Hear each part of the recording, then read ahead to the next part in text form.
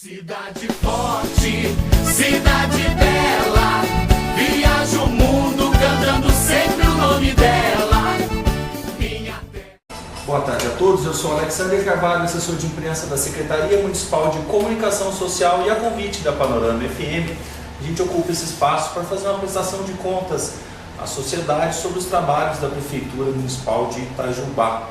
E, como é de praxe, a gente sempre traz alguém aqui da administração para apresentar algum trabalho, a pasta, a área, enfim, aquilo que esteja executando, que esteja à frente. Hoje a gente está trazendo aqui a Gisele Manso, que é funcionária do PROCON, funcionária de fiscalização especial, fiscalização estratégica. É diferenciado, né? Especial, estratégica, enfim, e fiscalização estratégica do PROCON, que vai falar para a gente sobre a última ação do PROCON, que foi um treinamento, conscientização, enfim, uma palestra aos proprietários de escolas particulares sobre direitos e deveres. Boa tarde, Gisele. Boa tarde, Alexandre. Boa tarde a todos que estamos ouvindo. É isso mesmo, né? A última ação do PROCON foi dentro desse planejamento de fiscalização estratégica. Mas antes até de entrar nesse assunto, deixa eu só explicar o que é a fiscalização estratégica, Sim. né? Acontece o seguinte, nós estamos trabalhando no sentido de tentar evitar o problema antes que ele aconteça, né? Isso já tem sido feito desde o início do ano em outros segmentos, né? Como precificação, vitrine, bancos, e agora nós vamos fazer com escolas, né? Então, como as escolas nesse período de fim de ano, início de ano, ocorre uma demanda significativa no PROCON por conta de alguns problemas, a gente foi até os fornecedores de maneira a orientá-los para evitar um desgaste do profissional, não só da empresa, mas do consumidor, do pai do aluno, no fim do ano e início de ano. Então a gente está tentando evitar que o problema aconteça. Tá? Como o PROCON é um órgão de fiscalização, mas acima de tudo de proteção e defesa exatamente. do consumidor, então nada mais justo de que evitar que o problema aconteça e que ele já defenda o consumidor antes que qualquer eventualidade possa acontecer, que uma pessoa venha reclamar. Pode ser que às vezes, né, uma pessoa reclama, mas o direito é de muitas outras pessoas se identificam. Mas o melhor é já evitar que aconteça. Né? Exatamente, até porque o PROCON, ele sendo um órgão de defesa do consumidor, de maneira nenhuma ele deixa de dar atenção aos nossos fornecedores, né? Nossas empresas, principalmente as da cidade. Então, nesse intuito, o que nós resolvemos fazer? Vamos levar a informação correta ao empresário, né? Que muitas vezes está preocupado com a didática da escola, com o fluxo de caixa dele, com toda a papelada, e aí ele acaba não tendo tempo de se dedicar nesse assunto. Então a gente levou a informação para que ele fosse orientado, né? E se numa fiscalização futura, se chegar a acontecer alguma coisa, eu acredito que seja num percentual bem baixo, né? Certo. Gisele, foi na última semana de setembro? Sim, a palestra aconteceu no auditório de um de nossos parceiros, que é a Associação Comercial, aconteceu no dia 30 de setembro. Tá? Todas as escolas de berçário até ensino médio e cursinho e escolas técnicas, né, do ambiente privado foram convidadas. E eu achei muito bacana por parte das escolas o fato da presença. Nós tivemos 85% de presença das escolas convidadas. Excelente, né? adesão.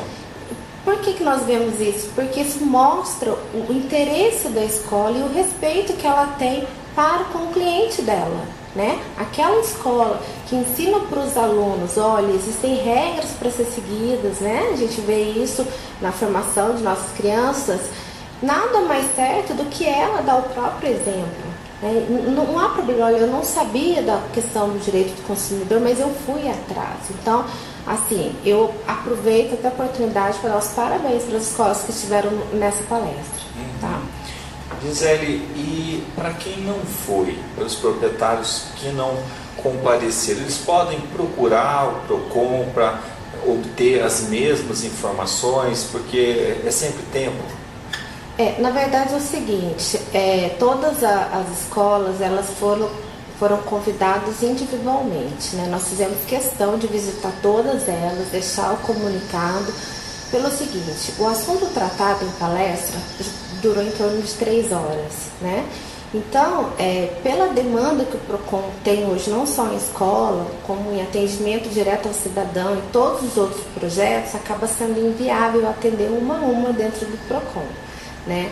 O que vai acontecer agora vai ser a continuidade desse trabalho. As escolas provavelmente receberão visita dos fiscais para a gente estar verificando o que é que está sendo ajustado e o que ainda não foi ajustado, né? E daí provavelmente vai haver um documento onde o fiscal vai apontar, olha, precisa ser arrumado isso, arrumado aquilo. Tá? Perfeito. Gisele, quais foram os principais tópicos que você tratou nessa palestra? Quais são esses direitos que os pais de alunos têm, os deveres da escola e os direitos dela também e vice-versa? Na verdade, nós elegemos alguns tópicos que são os assuntos que mais motivaram reclamações no PROCON, tá?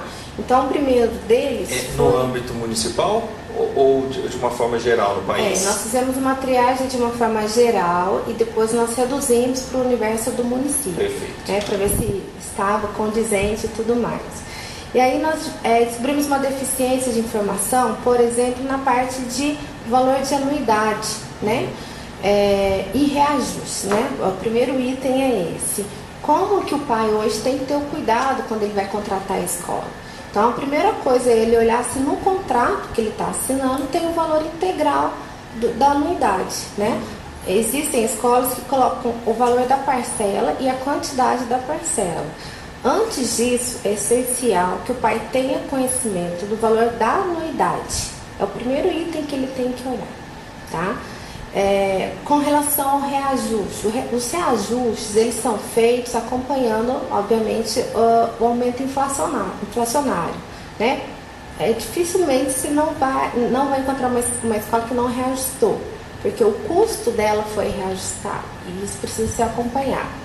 Entretanto, esse custo ele é acompanhado de perto até por conta de uma legislação que determina que o reajuste seja feito à medida que o custo dela sobe. Então, uma escola, de repente, ela colocou lá, olha, estou aumentando 10%, 15%, o pai tem o direito de chegar na escola e falar assim, olha, eu quero ver a tua planilha de custos, tá? O quanto que você gastava ano passado e o quanto que você está gastando esse ano. Algo que justifique esse percentual de 10%, 15% de aumento. Isso não é o PROCON Itajubá que fala, não é o PROCON estadual. Isso é uma legislação federal que regulamenta como que tem que ser o reajuste em mensalidade escolar. E que tipo de justificativa é válida? Investimento em segurança, mais funcionários, infraestrutura, quadra de esportes, contratação de outros serviços, tudo isso é válido para justificar que aumentou o custo? Na verdade, segundo a legislação, é aceito o reajuste com base em duas principais vertentes aí. A primeira dela é a folha de pagamento, que hoje é o principal custo de qualquer colégio, né? E a segunda é o aumento com o custo da manutenção da estrutura já existente. Por que eu estou falando isso? Porque se existe uma escola que hoje ela consegue uma sala com 30 alunos dentro e de repente ela viu que a demanda aumentou e ela quer aumentar essa sala para 50, então ela vai ter que derrubar a parede e construir mais um pouquinho. E esse gasto que ela vai ter na ampliação dessa sala, ele não pode ser repassado para o reajuste da mensalidade. Por quê? Porque entende-se que se há uma sala já com 30, todo o custo relacionado a professor, por exemplo, e folha de pagamento já está sendo pago ali, entendeu? Então esse é um tipo de custo que não poderia entrar no reajuste de mensalidade. Porque aí é uma expansão do negócio. Exatamente. É diferente, por exemplo, se ela quer construir um laboratório que ainda não existe, né? Assim, melhorias na escola que não fazem parte. Então, isso é legislação também. As escolas precisam ter um cuidado com isso. E aí é onde nós sugerimos, olha, se você é dono de escola, né, dê atenção aos seus custos. Né? Não é porque a escola do lado vai subir 10 que eu tô com vontade de subir 12. Não é bem assim que funciona, tá? Os outros... A questão que dá demanda também no PROCON é a matrícula. Eu entrei na escola, fiz a matrícula, não quero mais, posso receber o dinheiro de volta? E aí o PROCON responde, olha, depende. Se você desistiu, e essa desistência tem que ser feita por escrito pelo pai, foi entregue à escola antes do início das atividades, é cabível devolução de matrícula, né? Existe a possibilidade de reter algum percentual e essa retenção ela tem que ser referente aos custos que a escola teve de papel, de guardar a vaga e tudo mais, mas assim, o pai também tem o direito de questionar, está retendo 5%, 10%, me mostra o custo de papel e de hora, né, de funcionário que você teve. Mas assim, esse direito à devolução cabe antes do início da prestação de serviço. Mas eu assisti um dia de aula, posso ter devolução da matrícula? Não. Por que não? Porque quando iniciou o serviço, seja ele aula, seja ele berçário, que é a mesma situação, a escola já despendeu ali um profissional. Ela deixou de receber outro aluno porque a vaga estava ocupada. Então, antes do início de aula, é cabível desistência com direito à devolução. Depois, não. Tá? O terceiro item nosso que a gente foi conversado muito é a questão entre a taxa de material e a lista de material, né?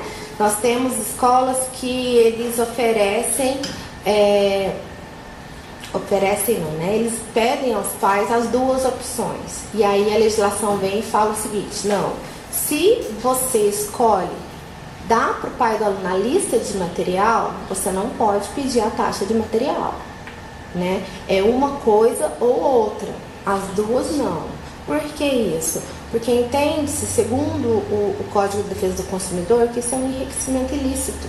Então isso não pode acontecer. A escola ou ela dá a lista de material para ser comprada, ou ela usa a taxa de material. Até porque esse recurso é para o material do aluno. Isso, né? O que tem acontecido é o seguinte, houveram algumas alterações na lista de material do aluno e coisas de uso coletivo que não estejam ligados à parte pedagógica, e ainda se pedia, né? Então eu até usei na palestra assim, olha, não pode pedir o sabonete para lavar a mão da secretária, não pode, isso não está ligado com a situação pedagógica. E aí as escolas passaram a transferir esse custo para os pais de outra maneira. Como? Pedindo essa taxa de material. Então, dá a lista de material e ainda cobra a taxa de material. Isso não pode, isso é abusivo. Pelo Código de Defesa do Consumidor, isso é prática abusiva, enriquecimento ilícito, e a escola pode ser autuada significativamente por conta disso. Mas a taxa de material, ela inclui também os livros? Não. Algumas escolas... Ela pode pedir a taxa de material e mais a lista de livros, enfim. A parte de livros já é uma outra situação, tá? A questão da taxa de material é aquela taxa que normalmente tem variado no mercado de Itajubá entre R$140 e R$160, tá? A escola pede, aí fala que é para isso, que é para o Dia dos Pais, não sei o que, e na verdade isso não pode, né? Ela não pode somar a lista de material, ela substitui a lista de material. Tá? Agora, com a questão dos livros e apostilas, o que acontece normalmente é o seguinte, esse é um contrato diferente do contrato de serviço escolar, ele é feito separado dentro da escola, até porque é uma empresa de fora que cede esse material, no caso de empresas que usam escolas que usam apostilas, né? Sistema X de ensino, alguma coisa assim. É um contrato separado. Esse contrato, ele não segue as mesmas regras da legislação de serviços escolares, né? Ele é igual aos outros contratos, mas que também é cobertado pelo Código de Defesa do Consumidor, tá? Os demais? Dentro disso que a gente falou, e decorrente das demandas, uma coisa que eu quero frisar, que esses foram os principais pontos, é a questão do pai ter atenção. Quando chegar na escola, né, pergunte sobre essa situação. Observe se aquela escola está praticando os direitos, né, de defesa do consumidor ali. Na dúvida, procure o PROCON. Por gentileza, não assine contrato nenhum sem ler antes, né? Não é porque você precisa assinar ali naquele momento, não. Leva para casa, olha, se tiver dúvida, nos procure, né? Mas assim, não assine nada sem ler, né? A escola que para o seu filho, que vai formar alguém, né, tão importante para nós, assim, ela precisa, primeiro de tudo, respeitar os pais, que são os consumidores, né?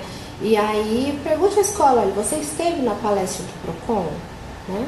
Você tem seguido as regras do PROCON? Quais são os meus direitos? Quais são os meus deveres enquanto contratante?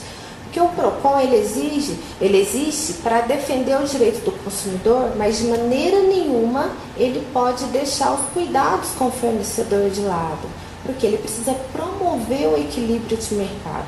Então, tanto o consumidor quanto o fornecedor é importante para nós, né? Então, é o que eu tenho para te falar sobre isso. Gisele, as pessoas estão nesse momento agora procurando as escolas porque é o período de rematrícula, né? Sim. Então, alguém pode estar querendo trocar de escola, procurar outra, ou vindo de outras cidades, enfim. Esse é o período que movimenta isso tudo que a gente está conversando aqui agora. E, obviamente, que os pais não vão olhar só a questão do preço da mensalidade. Tem a qualidade, tem material de ensino, que você escolhe qual que é mais adaptável a você, a forma didática da escola tratar, a localização, tudo isso influencia. Mas falando da questão do valor, nem sempre aquela que apresenta a mensalidade mais barata, e você acabou de dizer agora, tem a anuidade mais barata, porque se você for somar tudo, depende as taxas, alguma coisa que são incluídas, às vezes aquela que apresenta uma mensalidade que parece ser mais em conta, quando você soma tudo, às vezes a anuidade não é. Isso daí é uma coisa que é bom frisar pelo seguinte: por isso que o contrato tem que trazer o valor cheio da anuidade, né? E aí essa escola ela pode fazer em 12 parcelas, ela pode fazer a matrícula agora em mais 11, né? Ela tem a possibilidade de fazer um plano diferenciado, a matrícula agora mais 12, mas a primeira opção, que é a de 12 parcelas, sendo uma dessas a matrícula, a legislação exige que a escola tenha.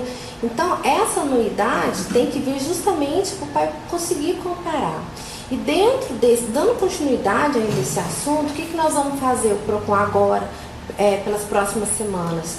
As escolas já estão cientes disso, nós vamos pegar as informações, montar um comparativo, né, e colocar à disposição da sociedade para que o cidadão possa olhar, olha, essa escola fica em tal lugar, tudo mais, e a anuidade dela está em tantos reais, né?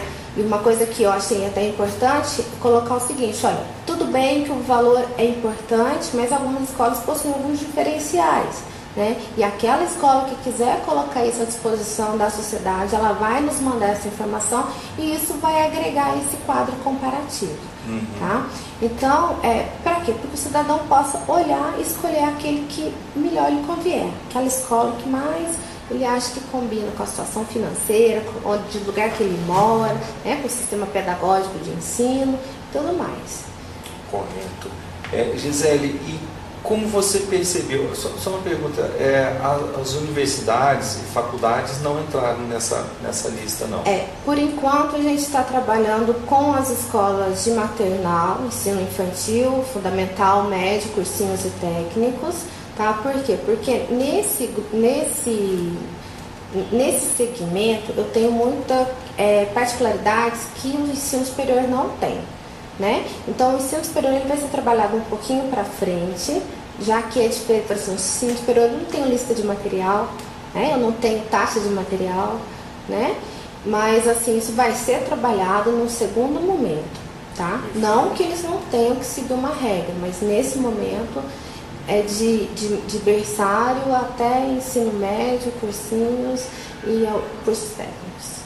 Correto, até porque o momento é diferente, né? Porque agora acontecem as pré-matrículas, é quando já movimenta esse mercado. Já as faculdades, universidades, enfim, os cursos superiores, o terceiro grau, depois dos vestibulares, dos processos seletivos, é que essa movimentação acontece, né? Então vocês vão ter esse tempo. A gente está tentando, com essa fiscalização estratégica iniciada esse ano, a gente está tentando fazer o uso da tempestividade, né? Aproveitar aquele momento onde a gente sabe que a necessidade é maior e ajustar o trabalho do PROCON àquela necessidade e ao momento. Porque talvez se trabalhasse em outra época não geraria tanto interesse, né? As pessoas estão ligadas no tema, quando vocês tratam, acho que é mais efetivo, né? A gente está tentando, como eu disse inicialmente, a gente está tentando evitar um problema finalzinho de ano e começo de ano, né? Perfeito. Gisele, só uma última coisa, nosso tempo está acabando, mas só para saber como você avaliou a qualidade dos nossos gestores. De uma maneira geral, eles estavam inteirados da legislação que eles tinham a cumprir? Assim, uma avaliação assim, na média, eles sabiam dos direitos e deveres deles? Das escolas? Sim. Olha, eu vou te falar uma coisa, nós tivemos participação de 18 escolas, né? 18 escolas estiveram presentes nessa palestra. A grande maioria delas estava informada. Inclusive, surgiram assim, debates de altíssimo nível com relação a como que nós podemos continuar esse trabalho. Né? Obviamente que algumas escolas, talvez mais novas na cidade, ainda tinham um pouco, né, sofreram um pouco com a falta da informação, mas agora todas elas têm. Né? As 18 escolas que estavam no treinamento receberam a informação. Tá. Prefeitura Municipal de Itajubá, construindo um novo tempo.